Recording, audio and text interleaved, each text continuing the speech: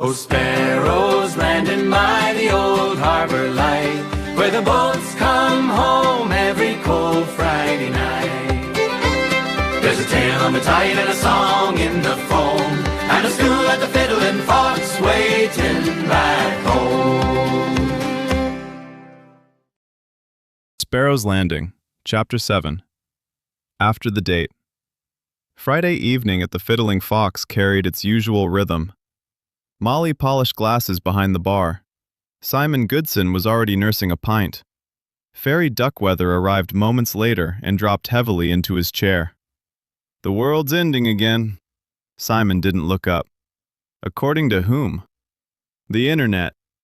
Simon took a slow sip of beer. Reliable source. Apparently AI is replacing everybody. Excellent. Fairy frowned in mock confusion. Why excellent?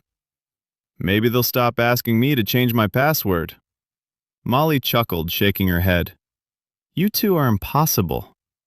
That's what the internet says too, Fairy replied with a grin. The three of them shared a laugh. Then the door opened. Eleanor Pike stepped inside. Conversation softened as she crossed the room. She greeted Molly, nodded to Simon and Fairy, then chose a table near the window. Alone. Fairy leaned forward immediately. Oh, this is promising. Simon glanced toward the door. We're missing one participant. Molly folded her arms. Behave. Barely a minute later, the door opened again. Silas LoveFeather stepped inside. He spotted Eleanor immediately. Without acknowledging anyone else, he crossed the room and sat opposite her. The two were talking before he'd even taken off his coat. Simon raised an eyebrow. Fairy raised both of his. Well, Simon agreed. Molly smiled. Well, what? I believe we have our answer.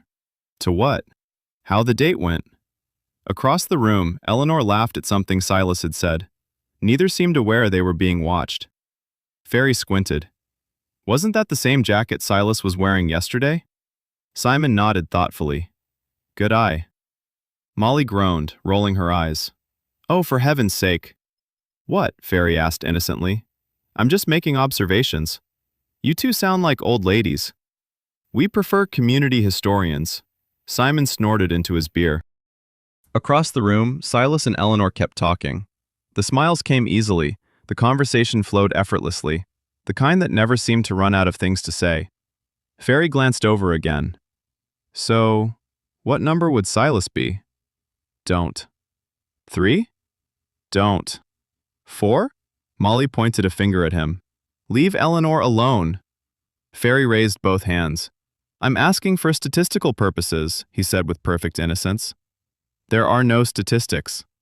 There are always statistics, Simon replied. Molly sighed. For the last time, Eleanor was married twice. The table fell quiet. Both husbands passed away years apart. Simon nodded. I knew that. And neither death was suspicious. Fairy tilted his head. The cousin? Fell down a staircase. The gardener? Walked off a cliff. The chauffeur? Same cliff. Fairy stared. Simon blinked. Molly winced the moment the words left her mouth. Fairy leaned back slowly. You realize that explanation somehow made everything worse. Simon nodded. Considerably worse. Even Molly laughed. The laughter slowly faded. She looked toward the window. Silas seemed happier than she'd seen him in a very long time. Eleanor looked happy too. It should have made her smile. Instead, something tightened quietly inside her. Not fear, not suspicion, just concern. The kind that comes when you want something to work so badly you're afraid it might not. She looked back toward the couple, then beyond them to the dark harbor outside.